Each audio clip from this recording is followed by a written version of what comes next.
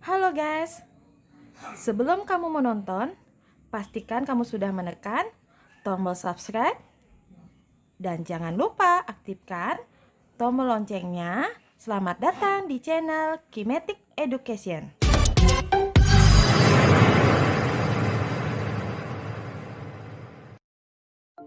Halo adik-adik semua, hari ini kita akan membahas mengenai materi aplikasi fungsi linier.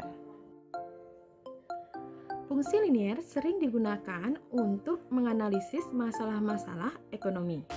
Sebab banyak masalah-masalah ekonomi dapat disederhanakan atau diterjemahkan dalam yang berbentuk linier.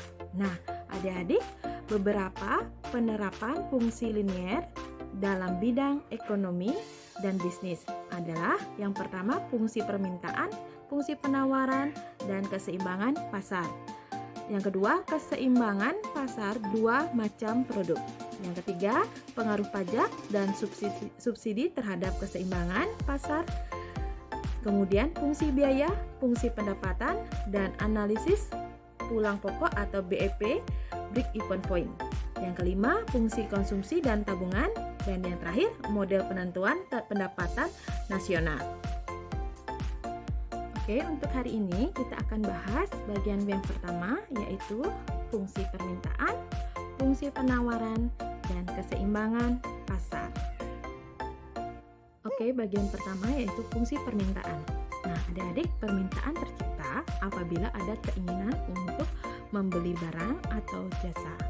Tetapi keinginan ini harus disertai dengan kemampuan pembeli atau konsumen untuk membayar barang atau jasa yang dibeli tersebut. Jadi, fungsi permintaan adalah suatu fungsi yang menunjukkan hubungan antara kuantitas barang atau jasa yang diminta oleh konsumen dengan harga barang atau jasa tersebut.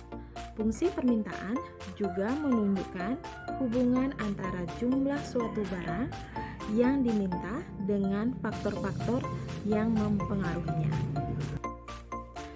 Fungsi permintaan menunjukkan hubungan antara jumlah produk atau Q yang diminta oleh konsumen dengan harga produk yang dilambangkan P. Adapun bentuk umumnya sebagai berikut. P sama dengan FQ. Nah, adik-adik, untuk bentuk umum fungsi permintaan dengan dua variabel adalah sebagai berikut. Di mana A dan B adalah konstanta dan B harus bernilai negatif. B sama dengan delta QD per delta PD. PD adalah harga barang per unit yang diminta, kemudian QD adalah banyaknya unit barang yang diminta. Catatan di mana nilai P harus lebih besar sama dengan dari 0, kemudian Q juga harus lebih besar dari sama dengan 0, serta DPD per DQ-nya harus lebih kecil dari 0. Di dalam teori ekonomi dijelaskan bahwa jika harga naik maka jumlah barang yang diminta turun. Demikian juga sebaliknya, bahwa jika harga turun maka jumlah barang yang diminta akan naik. Sehingga kurva fungsi permintaan mempunyai slope negatif atau miring ke kiri. Nah, berikut kurva fungsi permintaan di mana P merupakan sumbu Y, kemudian Q adalah sumbu X.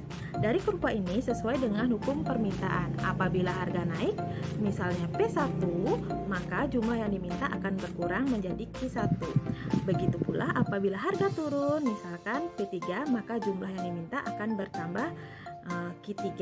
Nah, garis miring ini merupakan gambaran dari fungsi permintaan.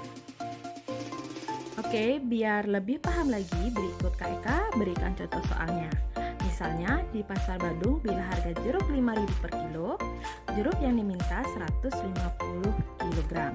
Dan bila harga jeruk 6.000 per kilo, jeruk yang diminta menjadi 130 kg. Dari data tersebut, carilah fungsi permintaan jeruk dan gambarkan kurvanya. Nah, tentu untuk menjawab permasalahan ini, maka hal pertama yang adik-adik cari adalah persamaan fungsinya, agar adik-adik bisa membuat kurva dari fungsi permintaannya. Nah, tentu untuk menjawab permasalahan di atas, maka hal pertama yang adik-adik cari adalah persamaan fungsinya agar bisa membuat kurvanya. Nah, dari soal kita sudah ketahui P1-nya 5.000, P2-nya 6.000, Q1-nya 150, dan Q2-nya 130. Nah, adik-adik untuk menentukan fungsi permintaannya, maka digunakan rumus persamaan garis melalui 2 titik. Adik-adik masih ingat kan persamaannya? Bagi yang lupa, adik-adik bisa cek kembali video fungsi linier bagian pertama ya, dimana linknya sudah Kak Eka taruh di deskripsi. Oke? Nah, untuk mengingatkan adik-adik, berikut persamaannya. Y min Y1 per Y2 min Y1 dengan X min X1 per X2 min X1. Tinggal adik-adik ganti X dengan Q, kemudian Y-nya dengan P. Nah, karena kita sudah ketahui datanya dari soal tersebut, tinggal data-data tersebut dimasukkan ke dalam persamaan ini. Nah, kemudian adik-adik sederhanakan sehingga diperoleh P min 5.000 per 1.000 sama dengan Q min 150 per negatif 20. Nah, dikali silang diperoleh deh persamaan berikut ini, yaitu persamaan fungsi permintaannya ya, dimana Q sama dengan negatif 1 per 50P ditambah 250. Nah, adik-adik dengan mendapatkan fungsi permintaan ini, adik-adik akan bisa menggambarkan kurva fungsi permintaannya dengan cara mencari titik potong dari sumbu X dan Y-nya ya. Fungsi permintaannya sebagai berikut. Nah, langkah yang pertama adalah kita mencari sumbu P, di mana syaratnya Q harus 0. Nah, dari persamaan fungsi di atas, tinggal adik-adik ganti nilai Q-nya dengan 0, sehingga kita akan dapat nilai P-nya 12.500. Dengan memperoleh nilai P, maka adik-adik dapat titik potong A-nya yaitu 0,12500. Nah, selanjutnya kita harus mencari titik potong dengan sumbu Q ya, dimana syaratnya P-nya mesti 0. Nah, dari persamaan tersebut adik-adik tinggal ganti P-nya dengan 0, akan diperoleh nilai Q-nya 250. Nah, dengan ini kita akan dapatkan titik potong misalkan B yaitu 250,0, sehingga adik-adik bisa gambarkan kurva fungsi permintaannya. Adik-adik tentu jika ada permintaan sangat berhubungan sekali dengan penawaran. Nah, selanjutnya akan diulas mengenai fungsi penawaran. Fungsi penawaran adalah suatu fungsi yang menunjukkan hubungan antara harga barang atau jasa yang ada di pasar dengan kuantitas penawaran yang ditawarkan oleh seorang produsen. Fungsi penawaran digunakan oleh produsen dengan tujuan untuk menganalisa kemungkinan-kemungkinan banyaknya barang yang akan diproduksi. Fungsi penawaran mengikuti hukum-hukum penawaran bila harga barang naik dengan asumsi ceteris paribus atau faktor-faktor lain dianggap tetap, maka jumlah barang yang ditawarkan akan naik, dan sebaliknya apabila harga barang menurun, jumlah barang yang ditawarkan juga menurun. Jadi, dalam fungsi penawaran antara harga barang dan jumlah barang yang ditawarkan oleh produsen memiliki hubungan positif karena gradiennya atau B dari fungsi penawaran selalu positif. Bentuk umum dari fungsi penawaran linear adalah sebagai berikut, di mana A dan B adalah konstanta, di mana B harus bernilai positif. Dan untuk memperoleh nilai B dapat dicari dengan cara delta QS per delta PS. PS adalah harga barang per unit yang ditawarkan, kemudian QS adalah banyaknya unit barang yang ditawarkan. Adik-adik harus perhatikan syaratnya ya, di mana PS harus lebih besar sama dengan dari 0, kemudian QS-nya juga harus lebih besar dari 0, serta DPS per DQS-nya harus lebih besar 0. Dan berikut kurva fungsi penawaran.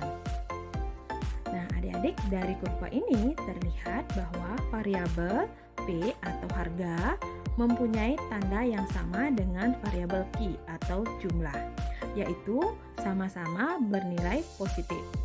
Nah, gerakan harga searah dengan gerakan jumlah menyebabkan kurva penawaran berlereng positif. Nah, hal ini juga sesuai dengan hukum penawaran. Apabila harga naik, jumlah yang ditawarkan akan bertambah.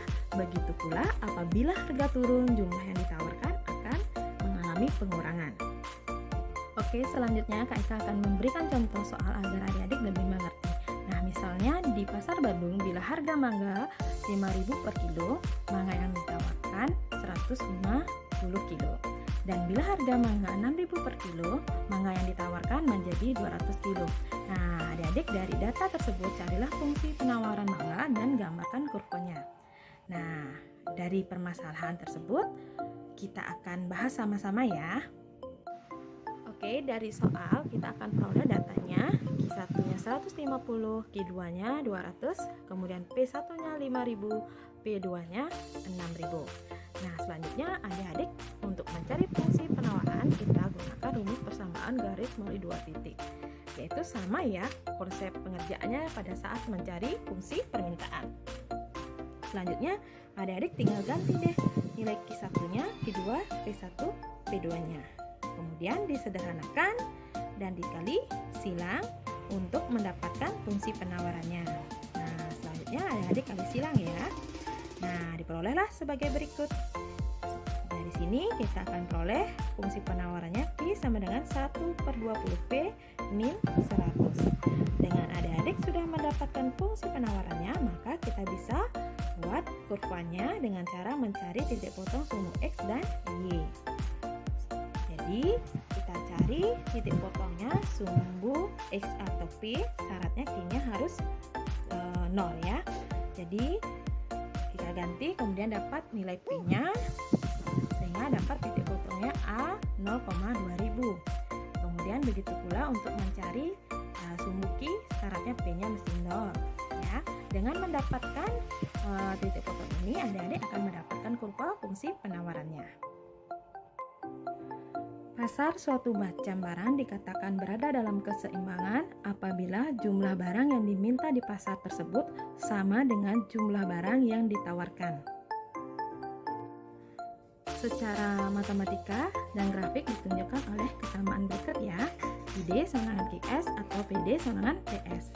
Nah, adik-adik, perpotongan kurva permintaan dengan kurva penawaran ditunjukkan di gambar di samping ya, di mana QD sama dengan jumlah permintaan, QS sama dengan jumlah penawaran, sedangkan titik E itu menunjukkan titik keseimbangan, kemudian PE itu menunjukkan harga keseimbangan, dan QE menunjukkan jumlah keseimbangan. Oke, selanjutnya Kak Eka akan berikan contoh soal agar adik-adik lebih memahaminya lagi. Misalnya, fungsi permintaan suatu barang ditunjukkan oleh persamaan berikut, yaitu P sama dengan 15 min Q, sedangkan fungsi penawaran ditunjukkan oleh persamaan berikut, yaitu P sama dengan 3 ditambah 0,5 Q. Nah, adik-adik, berapa harga keseimbangan dan jumlah keseimbangan yang tercipta di pasar? Oke, kita bahas bareng-bareng ya adik-adik ya. Oke, dari soal kita sudah dapatkan persamaan permintaan dan penawaran, tetapi ini kita harus ubah menjadi Q-nya ya. Permintaan setelah diubah menjadi Q-nya menjadi 15 min P, kemudian begitu juga penawaran menjadi Q-nya menjadi Q sama dengan min 6 ditambah 2P. Nah, syarat untuk keseimbangan pasar itu adalah QD-nya mesti sama dengan QS. Nah, dari sini kita akan dapat nilai P-nya yaitu sebesar 7. Nah, P ini menunjukkan nilai PE-nya. Selanjutnya, agar kita dapat titik potong atau keseimbangan pasarnya alias titik E-nya, kita juga harus mencari nilai QE-nya. Dengan cara tinggal adik-adik masukkan nilai PE yang sudah dapat yaitu sebesar 7, dan tentu adik-adik akan mendapat nilai QE-nya sebesar 8. Nah, dengan data yang sudah kita peroleh, adik-adik akan bisa menggambarkan kurva keseimbangan pasarnya. Nah, di sini terlihat titik potong atau terjadi titik E-nya yaitu 8,7. Nah, berikut kurva fungsinya. Nah, adik-adik, demikian dulu pembelajaran kita hari ini terkait dengan aplikasi fungsi linier, yaitu fungsi permintaan, fungsi penawaran, dan keseimbangan pasar. Semoga video pembelajaran yang Kak Eka berikan bermanfaat buat adik-adik semuanya ya. Dan jangan lupa di-like dan di-share ke teman-teman kalian. Oke? Sampai ketemu lagi di video pembelajaran Kak Eka selanjutnya. Sukses selalu buat kalian semua. Terima kasih. Bye-bye.